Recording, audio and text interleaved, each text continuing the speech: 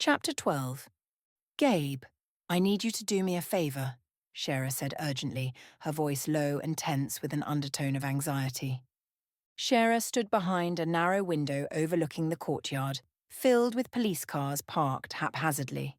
Behind her stretched the noisy, bustling section of the precinct, where officers swarmed like a restless army of ants, entirely oblivious to her presence. As long as it's nothing like the last favor you asked of me, Gabe grumbled. Sakura almost killed me, remember? Shara smiled faintly at the memory. She had left the nest on a private mission without permission, asking Gabe to cover for her if questions arose. Unfortunately, Sakura had come looking for her and became dangerously angry when he discovered her absence. Gabe, either brave or foolish enough, jokingly told him she had stepped out merely to fool around, an ill-advised comment that nearly cost him his life. Sakura wasn't someone to provoke, especially when furious. If she hadn't returned just in time to defuse the situation, Gabe likely wouldn't have survived his anger. Poor Gabe had avoided Sakura nervously for days afterward. I need a list of all the civilians currently in town. The civilians? Gabe's incredulous voice rose sharply. Do you have any idea how many there are? He almost shouted into the phone. I'll tell you hundreds, no, thousands, he exaggerated dramatically. Then find out the names of those living on the western side of the city, no matter how many, Shara insisted calmly. Why do you need them? Maybe we could narrow down the search area somehow. Shara almost revealed her intentions, but quickly reconsidered. If Craven discovered what she was investigating, he might grow suspicious. She couldn't afford interference, not yet, not until she confirmed or disproved her suspicions. I'm looking for an old friend. I heard he moved into town recently. It should appear in the bank's database, right? She explained casually. Theoretically, yes, unless he's deliberately hiding, Gabe admitted reluctantly. I'll see what I can find. Call me as soon as you have the list, she concluded firmly. Shira hung up the phone but remained standing by the window. The earlier storm had subsided into a steady drizzle, yet the sky remained heavy, laden with dark clouds that showed no signs of clearing soon. Maybe I'm overreacting, she thought uneasily, seeing conspiracies everywhere. She had no concrete reason to suspect Craven of hiding secrets or planning anything sinister. His only questionable action had been abruptly removing her from the case and withholding any progress updates. Why? If Sakura didn't want her involved, why assign the case to her in the first place, only to withdraw it shortly afterward without explanation? I need to calm down, she reminded herself. This senseless war is turning everyone into potential enemies.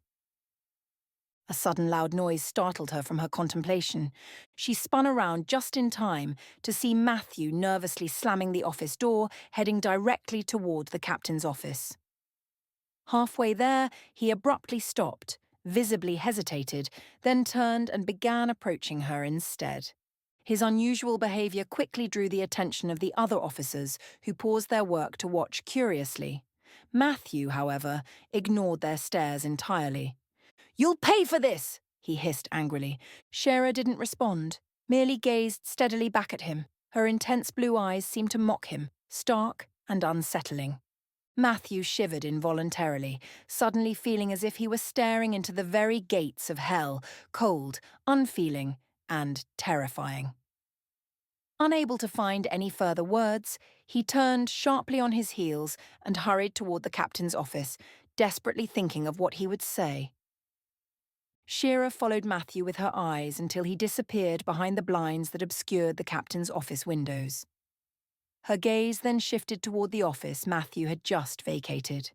Standing casually against the doorframe, arms folded across his chest, was Andrew. His penetrating black eyes studied her carefully. As he stood there, she was struck again by his uncanny familiarity, the posture, the look, even the quiet intensity of his gaze. It all felt overwhelmingly familiar. At first, she dismissed it as a trick of the mind, an echo of memories she couldn't quite place. But then, in that fleeting moment of stillness, it hit her like a cold jolt of realization. She shook her head dismissively and turned back to the window. Darkness was rapidly descending, causing the glass to reflect the precinct's interior like a shadowy mirror. Amidst these dim reflections, blending oddly with the silhouette of the old oak tree outside, Shera felt transported back in time, abruptly reliving that night once more. The night when... No, she moaned, raising her hand to the window, desperately trying to blot out the hauntingly beautiful face that filled her memory. She squeezed her eyes shut, pressing until pain replaced the tormenting visions. "Are you okay?" Andrew asked gently, approaching her after noticing her strange behaviour. Oh, God, she thought desperately. Even his voice sounded like his. "Shera!" Andrew's voice grew concerned. "I'm fine," she replied hoarsely, quickly stepping away without meeting his gaze, desperate to put distance between them before her resolve crumbled entirely. Andrew watched Shera disappear into the office, instinctively stepping forward to follow her. He had barely reached the door when the captain's voice barked sharply behind him. "Andrew, my office. Now." He hesitated, eyes lingering on Shera's blurred figure behind the frosted glass before reluctantly turning toward the captain. He had a feeling he knew what this was about. "Come in," the captain said impatiently. Matthew was already seated in front of the oversized desk, his shoulders tense, hands clasped together in his lap. He stared fixedly at a spot on the floor, jaw tight, as if bracing for a blow, looking unusually subdued. The captain's office was cramped and cluttered, dominated by the massive desk, an overflowing filing cabinet, and a worn sofa pushed against the far wall. Framed newspaper clippings covered every inch of the walls, an overbearing shrine to the captain's celebrated career. Andrew knew the captain despised the ostentatious display, enduring it only because of his fiercely proud wife. "I assume you know why you're here?" the captain began, leaning forward. "I have a guess," Andrew replied evenly, taking a seat on the old sofa where he could watch both Matthew and the captain. "Any objections?" Andrew paused, choosing his words carefully.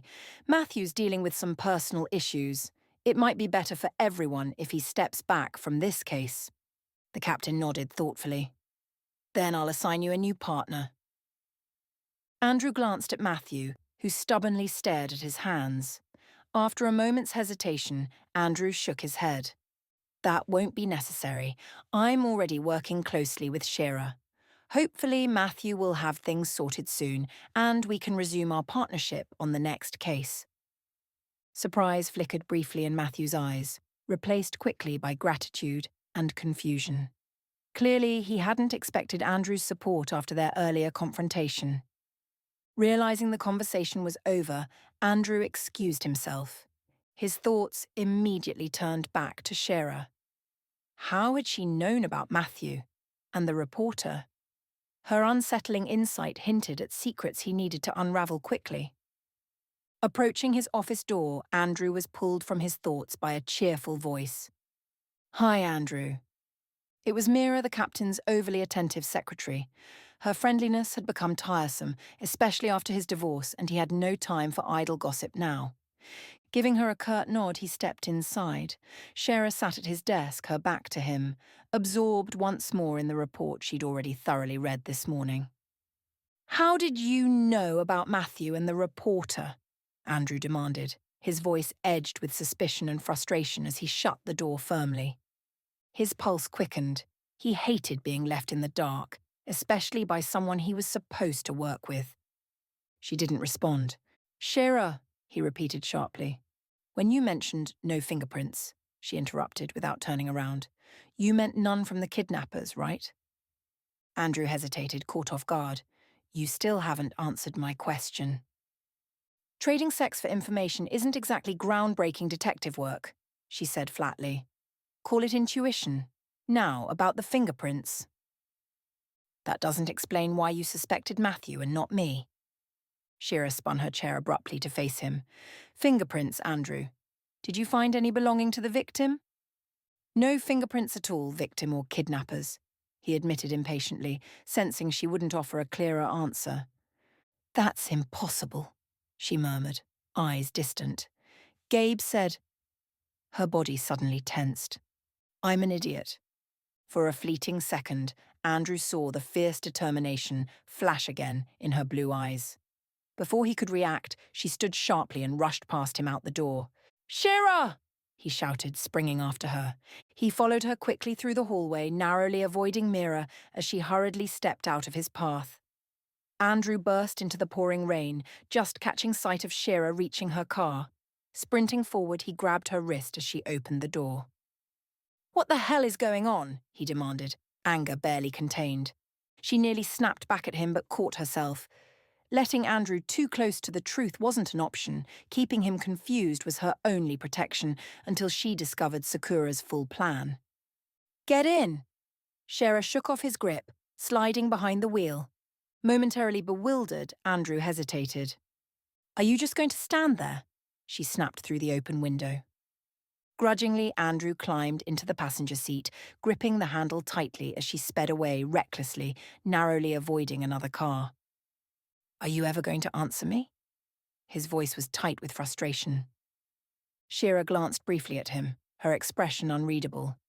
"I thought I already did." "You guessed someone was trading sex for information, fine. But why Matthew specifically and not me?" Andrew spoke through gritted teeth, barely containing his temper. Irritation briefly flashed in her eyes again. She reminded herself sharply to maintain her role.